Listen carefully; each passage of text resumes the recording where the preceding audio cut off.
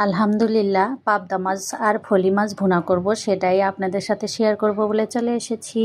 প্রথমেই তেল দিয়ে জিরা ফোড়ন দিয়ে পেঁয়াজ হালকা লাল করে টমেটো আমি দিয়ে দিলাম। টমেটো গ্রেট করে কিন্তু দিয়ে দিয়েছি, এটা ডিপে ছিল, আমি কিন্তু একদম গ্রেট করে তারপরে দিয়ে দিয়েছি। কষিয়ে নিয়ে তারপরে আস্তে আস্তে সব ধরনের মশলা, হলুদের গুঁড়ো, মরিচের গুঁড়ো, ধনের গুঁড়ো, জিরের গুঁড়ো দিয়ে কষিয়ে নেব।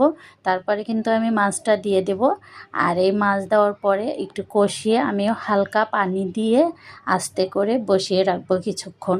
দেখতে পাচ্ছেন আমি কিন্তু মাছটা দিয়ে দিয়েছি। এবার আমি একটু নেড়ে চেড়ে পানি দিয়ে দেব, তারপরে আস্তে করে বসিয়ে রাখবো।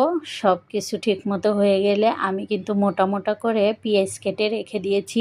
সেই পেঁয়াজটা কিন্তু আমি সবজির মতো করে ব্যবহার করব, যেন একটু কাঁচা কাঁচা থাকে আর খেতে ভীষণ ভালো লাগে এভাবে মাছ ভুনা করলে। দেখতে পাচ্ছেন কত সুন্দর কালারটা হয়ে গেছে। আমার কিন্তু অলরেডি মাছ ভুনা করা হয়ে গেছে। আমি আস্তা কিছু কাঁচামরিচ দিয়ে দিয়েছি।